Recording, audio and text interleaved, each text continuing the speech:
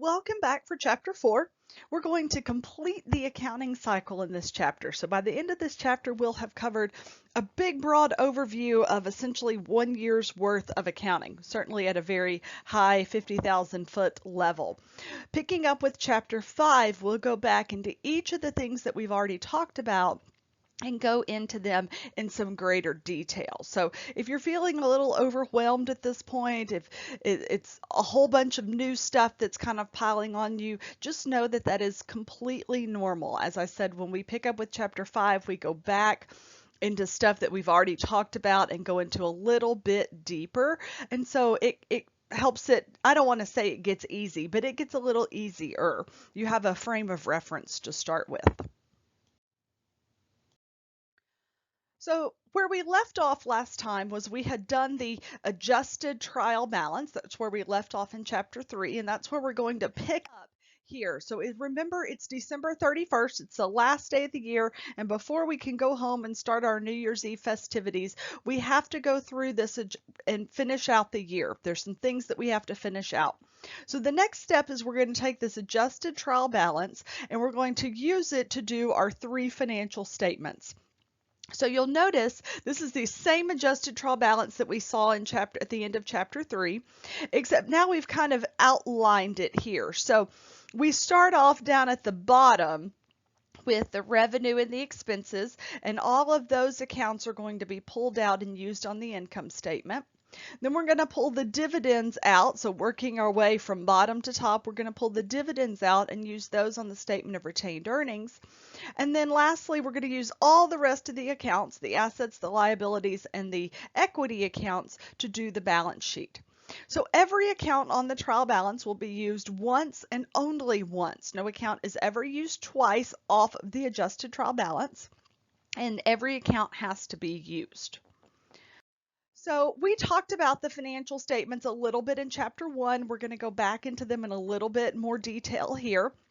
But remember, we have to do them in a particular order. So we start with the income statement. We calculate revenue minus expenses, gives us net income or net loss if it ends up being a negative number. And then that number is used in the statement of retained earnings. So the statement of retained earnings is the beginning retained earnings plus net income or minus net loss, minus dividends gives us ending retained earnings. Then in the balance sheet, we do assets, liabilities, and equity. And for our purposes right now, equity is only 2 things, common stock and retained earnings. But it's the retained earnings number from the statement of retained earnings, not from the adjusted trial balance. So if you've got access to a printer, I hope that you've printed off the notes again so that you can go through and write down with us and really engage with us. You'll also want to refer back to that adjusted trial balance that I showed you on the first slide. And I put that in your notes in the handout so that you can refer back to it, because we're going to go back and pull numbers off of it. And I want to make sure that you understand where all of those numbers are coming from. So remember, the first financial statement we do is the income statement. Remember, all financial statements start off with a 3-line heading. So we have the name of the name of the company, the name of the statement, and then the date. Remember, the income statement is always for a period of time. So this is for the months ended December 31st, 2024. We started November 1st. This is for the 2 months ending. We list our revenues first, and then we list all of our expenses. Now remember, we use the columns, but the columns don't mean debit and credit, okay? The columns in financial statements do not mean debit and credit. The columns in financial statements mean totals for the second column. This is for the totals. And then the first column, this is where we put the individual amounts. So since we only had one kind of revenue, that was the total revenue. It went in the total revenue in the total column. Then we listed all of the expenses individually. We put a single line to subtotal. Remember, a single line always means subtotal. And then we put total expenses in the second column. Now, I would encourage you, as you're going through this and writing it down, remember that expenses are subtracted. So to help us remember to subtract our expenses, I encourage you to put these total expenses in parentheses. so that you remember to subtract them. So revenue minus your total expenses gives us net income. We double underline at the end. Double underlining is very important to indicate that we're through. This number we're going to roll over into the statement of retained earnings. So here we pull the statement of retained earnings. We have the same three-line headings, the company name, the name of the statement, and the date. Remember that just like the income statement, the statement of retained earnings is for a period of time. So it is for the exact same period of time as the income statement. Now, if you've got your notes printed and you're looking back at that adjusted trial balance, you'll notice that retained earnings is not on the trial balance. That's because it has a zero balance right now. We just started operations. So remember, retained earnings is kind of like our corporate savings account.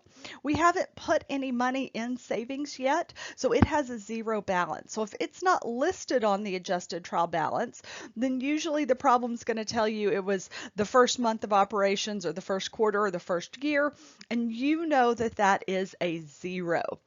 Okay, but it will never be a zero from here on out. So from here on out, you'll always have a balance in retained earnings that will appear on the adjusted trial balance. So since it's the first month and since that means it's zero, then we add in net income. Then we subtract dividends. This dividends number we pulled from the adjusted trial balance. Now remember, dividends are always subtracted, and notice they went ahead and put this in parentheses for us. And so again, that gives us our ending retained earnings number. So this is how much will be in our retained earnings T account. So I want to point this out. This is really important right now. Right now, if you were to look in the retained earnings T account, it would still be zero. It would have nothing in it. What the statement of retained earnings says is that by the time we're finished with this chapter, the balance will be $3,550. It's not yet. We're going to make it be that, though, at the end. Okay. So then the third statement that we do is the balance sheet. Notice our three-line heading. We have our name of our company, our name of our statement, and then the date. Notice that the balance sheet is for 1 day and 1 day only. Okay, the balance sheet is not for a period of time. So here we start with our assets on the left. Remember, we said that assets, cash has to be the first asset listed. We'll talk about that more in a little bit. And then we've listed all of our assets out. Notice for our plant assets, building and furniture, we've listed them in the first column. Remember, these columns do not mean debits and credits. They mean subtotals and totals, or individual amounts and totals. We've listed the individual building in the first column. We've subtracted the contra asset. We've put a single line to subtotal, and then the net book value is in the total column. Same thing with the furniture. We've listed the furniture at cost, subtracted the contra asset accumulated depreciation, put a single line to subtotal, and then the net book values in the total column. So we've totaled all our assets up. We've listed all of our liabilities and totaled them. And then we get down to stockholders' equity. And again, we've said until we get to Chapter 13, stockholders' equity is just going to be common stock and retained earnings. So the common stock number we pulled off the adjusted trial balance, but that retained earnings number, that came from the statement of retained earnings. And so we totaled those up, add them to the total liabilities, and it turns out total assets do equal total liabilities, so we double underline both of them. In the real world, at this point, we would go on and do the statement of cash flows, but we're going to skip that until we get to Chapter 14. Now, the balance sheet that we just looked at on the previous slide is what's called an unclassified balance sheet. And really what we want to do is ever so slightly more sophisticated. We want to call a classified balance sheet. A classified balance sheet takes your assets and your liabilities and breaks them into categories. So assets we're going to talk about in a minute, then liabilities we're going to break into what we call current and long-term. And then assets, we've talked about this before, we've mentioned it before, assets are listed in what we call order of liquidity. And liquidity looks at how quickly we can convert an asset into cash. What this means for our purposes is that cash is always going to be the first asset listed. Typically, it will then be followed by accounts receivable, and then it kind of just depends. But typically, cash is always first, and then accounts receivable is typically second. So assets are broken into a few different categories. The first one is what we call current assets.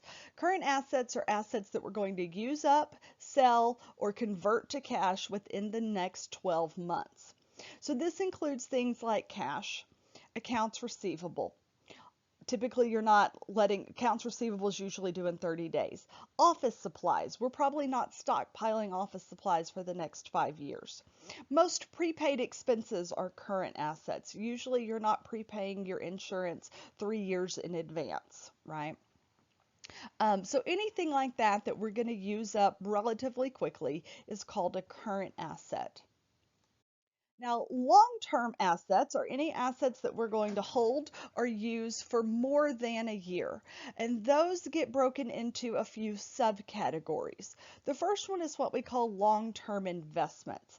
This could be stocks or bonds in other companies, not our stock or our bonds, but stocks and bonds in other companies that we've bought in as an investment. If our intention is to hold those for more than a year, then we would classify them as a long-term investment. If on balance sheet date we're like, no, I'm going to sell this stock or this bond within the next year, then we would classify that as a current asset, as an available for sale security, and there's some special rules around that. It doesn't have to be stocks or bonds, though. Sometimes one of your homework problems commonly says you bought land for investment. So I typically use the example of I heard about some land that was coming available for sale around the Alliance Airport area. It was a really good price. I went ahead and bought it. I'm not using it. I have no plans to use it. I just bought it because I thought that I would be able to sell it later and make a lot of money on it. That's an investment, a long-term investment. So property, plant, and equipment, we talked about a little bit back in chapter 3 when we talked about depreciation. Remember, these are those long-lived tangible assets that we are using in the operations of the business. So that makes them different from that investment that we talked about. If I bought that land, but I'm not using it, I'm holding it for an investment, then it's not property, plant, and equipment. And then we have a category called intangible assets. These are assets that have no physical substance, thus the reason they are intangible, but they provide us with certain rights or privileges. If you have a patent on a particular product or you have a trademark, that is valuable to you. That's an asset, but it's not something that you can physically touch. We'll talk about property, plant, and equipment and intangible assets a lot more when we get to chapter 9. Now, liabilities are just broken into two categories, current and long-term. Current liabilities are liabilities that we're going to pay off within the next 12 months. And so some examples of that is accounts payable. Usually those are due within 30 to 60 days. Salaries payable, your employees certainly expect to be paid within the next 12 months. Unearned revenue, remember that's when a customer pays us before we've done the work. Usually a customer isn't paying me more than a year in advance. If I have a short-term note payable, so this would be a loan for a year or less. So remember in chapter 3 when we purchased the building on a 1-year note, that would be what we called a short-term note payable, 1 year or less. Or if we have a long-term liability, but there's a portion of it due this year. So for example, I have a 30-year mortgage on my house, but I have to make payments on it over the next year. So the portion that I have to pay over the next year is a current liability, and then the rest of it is a long-term. Interest is almost always a current liability as well. So long-term liabilities are liabilities that we're not going to pay within the current year. So long-term liabilities are going to be paid off more than a year from now. Notes payable, remember a note is like a loan from a bank. If you've ever heard someone use the term a car note, it's a loan from a bank. Unless they tell us that it's a short-term note, usually those are more than a year. Mortgages are definitely, I don't know anybody who has a 1-year mortgage. And then bonds. We'll talk about bonds a lot more when we get to chapter 12, but what I want you to know about bonds is that they are a form of debt. I know we hear people talk about stocks and bonds, and we tend to think that they are the same thing or at least similar, but bonds are a form of debt, and typically it's a long-term debt. Now remember, equity is broken into two categories, contributed capital and retained earnings. For our purposes, until we get to chapter 13, contributed capital is just common stock. It really does get more complicated than that, but just a little bit. But we're not even going to address that till we get to chapter 13.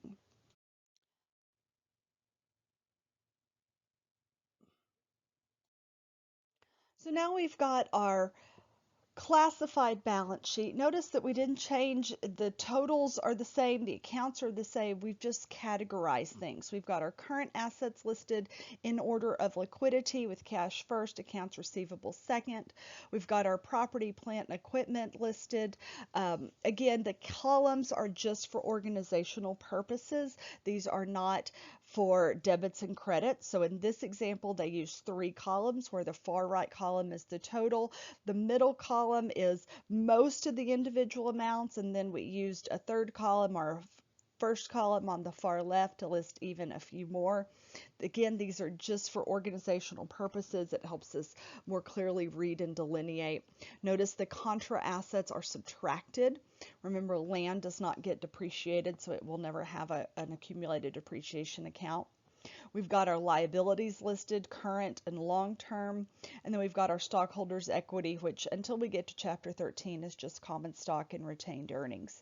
So notice again, the totals are the same. The overall total assets and total liabilities and stockholders' equity are the same. We just recategorized it so we can better view it and analyze it. Now, before you move on, let me say we are skipping Objective 2 here in Chapter 4. Objective 2 talks about the worksheet. The worksheet is a very useful tool if you're a small business, and so if you work for a small business or own a small business, I do encourage you to read that. But for just the sake of time, we're skipping it. It is something that most large corporations don't use because it really works better for small companies. So we're skipping Objective 2. So the next video that you will watch is Objective 3 and 4.